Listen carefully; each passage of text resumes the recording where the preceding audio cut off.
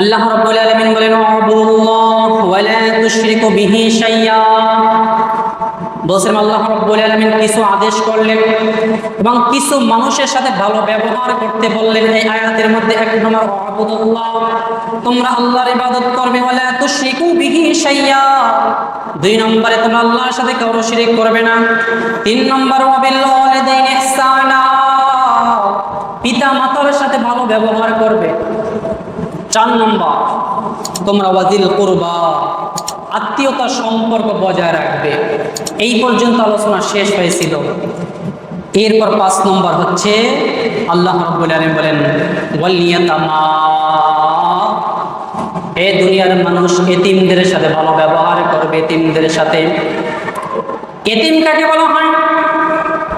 কিতাবের মধ্যে এসেছে অপ্রাপ্ত অবস্থায় যদি কোনো সন্তানের পিতা মারা যায়, মা না পিতা পিতা, সমস্ত সন্তানের পরিচয় হচ্ছে পিতার সাথে, সমস্ত সন্তানের পরিচয় পিতার সাথে।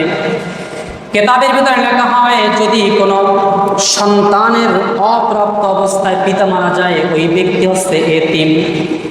যখন সাবালক এবং সাবালিকা হয়ে যাবে তখন তাকে এতিম বলা যায় না। আল্লাহ রাব্বুল আলামিন বলেন ওয়াল ইয়াতামা, এতিমের সাথে ভালো ব্যবহার করবে, এতিমের সাথে ভালো ব্যবহার করবে।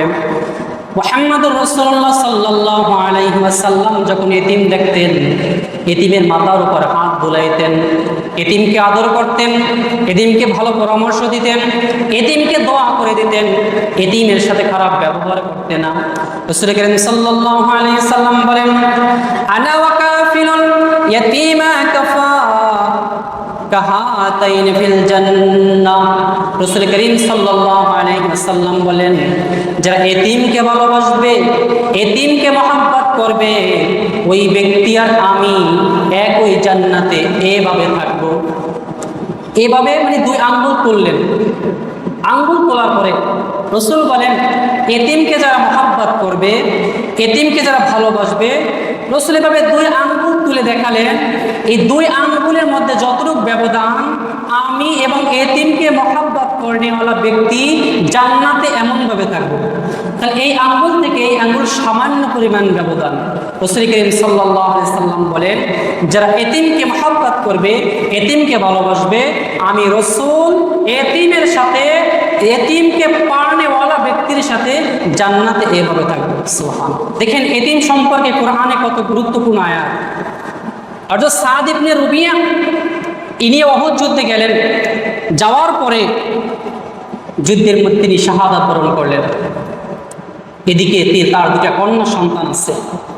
কন্যা সন্তানের সম্পত্তি তার চাচা জবরদখল করে সব নিয়ে গেলেন। সাদ ইবনে রবিয়ার স্ত্রী আল্লাহ নবীর কাছে গিয়ে বলে ইয়া রাসূলুল্লাহ, আপনার সাহাবী সাদ ইবনে রবিয়া আপনার সাথে উহুদ যুদ্ধে গিয়েছিলেন, শাহাদাত বরণ করেছে। এদিকে তার 2টি কন্যা সন্তান আছে। ইয়া রাসূলুল্লাহ, ইয়া হাবিবাল্লাহ, তার চাচা, এই সন্তানের চাচা তার সম্পদগুলো জবরদখল করে নিয়ে গেছে। ওগো আল্লাহর রাসূল, আমার এই কন্যা সন্তান এখন কি হালত হবে, কি অবস্থা হবে? আমি এই সন্তানগুলো কি করব? কে আমার এই সন্তানগুলোকে বিয়ে করবে? রাসূলের কাছে এই অভিযোগ দিলেন। আল্লাহ রাব্বুল আলামিন সাথে সাথে আয়াত নাজিল করে দিলেন ইন্নাল্লাযীনা ইয়াকুলুনা আমওয়ালাল ইয়াতামা। আল্লাহ রাব্বুল আলামিন বলেন ইন্নাল্লাযীনা, নিশ্চয় যারা, ইয়াকুলুনা আমওয়ালাল ইয়াতামা, যারা এতিমের সম্পদ ভক্ষণ করে, এতিমের মাল খায়, এতিমের সম্পদগুলো জবরদখল করে, ইন্নামা ইয়াকুলুনা ফি বুতুনিহিম নার। আল্লাহ রাব্বুল আলামিন বলেন সে যেন সম্পদ পাইল না, সে যেন জাহান্নামের আগুন ধারা তার পেটকে পরিপূর্ণ করল। তাহলে এতিমের সম্পদ খাওয়া মানে জাহান্নামের আগুন খাওয়া। এতিমের সম্পদ ভক্ষণ করা মানে জাহান্নামের আগুন ভক্ষণ করা। ইন্নামা ইয়াকুলুনা ফি বুতুনিহিম নার, এতিমের সম্পদ যারা খাও জাহান্নামের আগুন খাও, সুতরাং এতিমের সম্পদ ভক্ষণ করা যাবে না। 6 নম্বর আল্লাহ বলে ওয়াল মাসাকিন,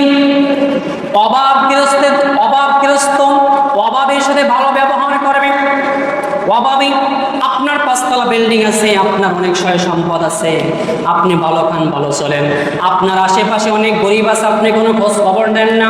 আল্লাহ রাসূল সাল্লাল্লাহু আলাইহি ওয়াসাল্লাম বলেন, আল মুসলিমু আলাল মুসলিম সিত্তু খিসালিন, আল মুমিনু আলাল মুমিনি সিত্তু খিসালিন।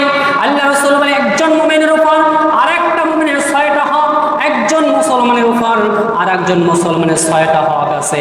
এর মধ্যে একটা হক হচ্ছে তার সুখে দুঃখে তার পাশে থাকা।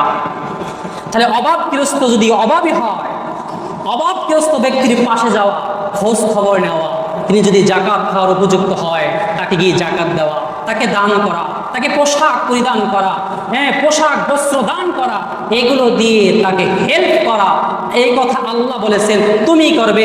জিজ্ঞাসা আল্লাহ কেন করব? আল্লাহ উত্তর দেয়, তোমাকে সম্পদ দিয়েছি তাকে দেই নাই। আল্লাহ আমাকে দিয়েছেন আবার সম্পদ, তাকে দেন নাই তো আমার কি? আল্লাহ বলেন না, ওয়ালানাবলুওয়ান্নাকুম বিশাইইম মিনাল খাউফি ওয়াল জু'i ওয়া নাকসিম মিনাল আমওয়ালি ওয়াল আনফুসি ওয়াস সামারাত ওয়া বাশশিরিস সাবিরিন। আমি আল্লাহ রাব্বুল আলামিন তোমাকে সম্পদ দিয়ে পরীক্ষা করি, তোমাকে সম্পদ দিয়ে পরীক্ষা করি। দিয়ে ধন চেয়ে মন কেড়ে নিতে কতক্ষণ?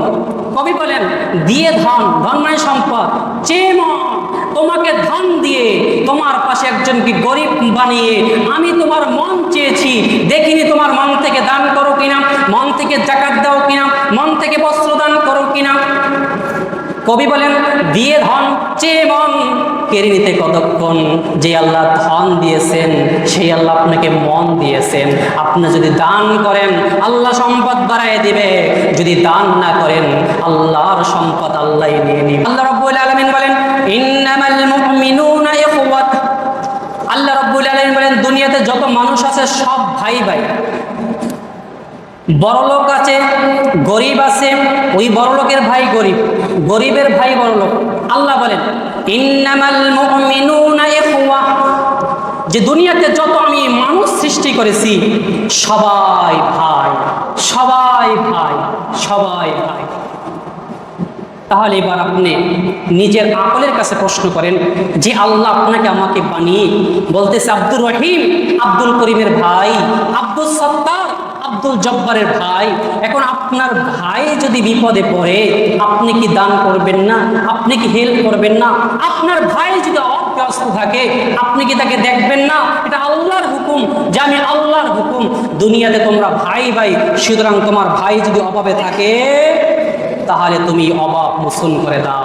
আল্লাহ রাসূল বলেন, দুনিয়াতে যদি একটা অভাব পূরণ করে, আল্লাহ রাসূল বলেন কাল কিয়ামতের ময়দানে আল্লাহ রাব্বুল আলামিন এই ব্যক্তির একটা অভাব পূরণ করার কারণে 100 অভাবকে আল্লাহ পরিপূর্ণ করে দিবেন।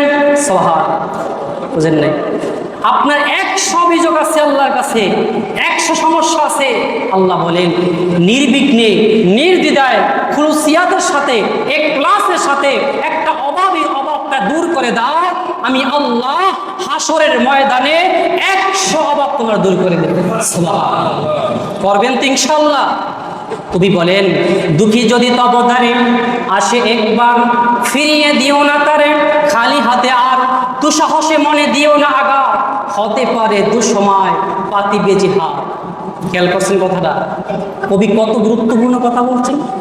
কবি বলেন, দুঃখী যদি তব ধারে, মানে যে দুঃখী যদি তোমার কাছে আসে একবার, ফিরিয়ে দিও না তারে খালি হাতে আর। কেন ভাই? মুসাফির আপনার কাছে আসলে তার ডাক্তারের সার্টিফিকেট দেখেন কেন, তার প্রেসক্রিপশন দেখেন কেন, তাকে তল্লাশি কেন করেন, বাড়ি কোথায়, ঘর কোথায়, এই সেই অমুক সমক।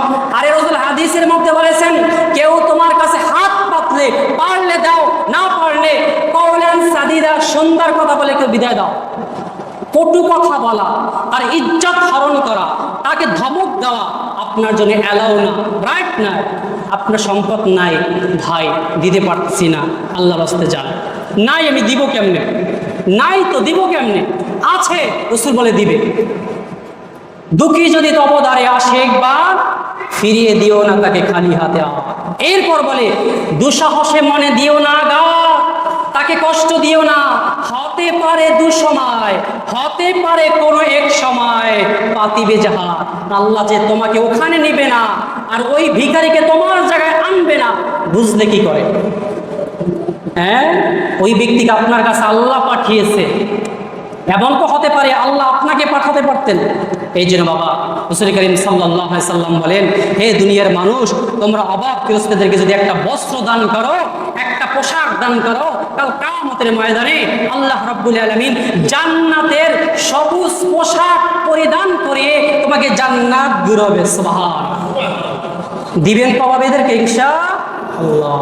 কম দেন, আপনার যেমন আছে তেমন দেন, তারপর অভাবীদের সাথে খারাপ ব্যবহার করা যাবে না। এই গেছে 6 নম্বর।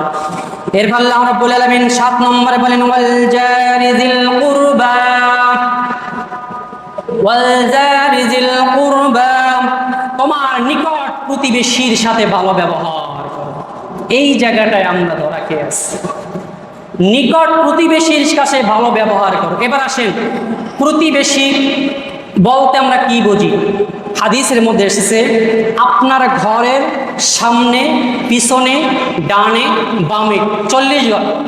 আপনার সামনের 40 গজ, পিছনের 40 গজ, ডানে বামের 40 গজ। রাসূল বলেন, এটা তোমার নিকট প্রতিবেশী। তোমার নিকট প্রতিবেশী, এদের সাথে ভালো ব্যবহার করবে, এদের সাথে খারাপ আচরণ করবে না।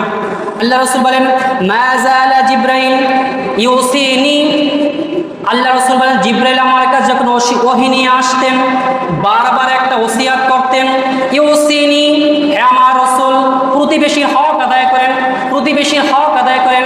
রাসূল করিম সাল্লাল্লাহু আলাইহি সাল্লাম বলেন, আমার সন্দেহ হতো, আমার ধারণা জিবরাইল এতভাবে যেহেতু বলতেছে প্রতিবেশীর হক, আমার ধারণা আল্লাহ রাব্বুল আলামিন জিবরাইলের মাধ্যমে না জানো আমার সম্পদকে প্রতিবেশীর উপর ওয়াজিব করে দেয়। মান কানা ইউমিনু বিল্লাহি ওয়াল ইয়াউমিল আখির ফালা ইউজি জার। আল্লাহ রাসূল বলেন, তোমরা যারা আখিরাত বিশ্বাস করো, পরকাল বিশ্বাস করো, খবরদার তোমরা প্রতিবেশীকে কষ্ট দিবে না। তাহলে প্রতিবেশীর হক আপনি আমি আদায় করব। আল্লাহ রাব্বুল আলামিন হাবিব বলে, আল্লাহি লা ইউমিনু, আল্লাহি, এই কথাটা বারবার 3 বার বলেন, আল্লাহি লা ইউমিনু। রাসূল বলেন, তুমি মুমিন নয়, আল্লাহি লা ইউমিনু, ওই ব্যক্তি মুমিন নয়, আল্লাহি লা ইউমিনু, ওই ব্যক্তি মুমিন নয়। সাহাবায়ে কেরাম বলেন, কিলা ইয়া রাসূলুল্লাহ, কোন ব্যক্তি মুমিন নয়? কিলা ইয়া রাসূলুল্লাহ, কোন ব্যক্তি মুমিন নয়? আল্লাহ রাসূল বলেন, আল্লাযী লা ইয়ামানু জারা বাওয়াইকা, যেই ব্যক্তির আচরণে, যেই ব্যক্তির চলনীতে, যেই ব্যক্তির বলনীতে তার প্রতিবেশী কষ্ট পায়, তার প্রতিবেশী কষ্ট পায়, তার প্রতিবেশী কষ্ট পায়, আল্লাহ রাসূল কসম খেয়ে বলেন, আল্লাহি লা ইউমিনু, ওই ব্যক্তি মুমিন নয়।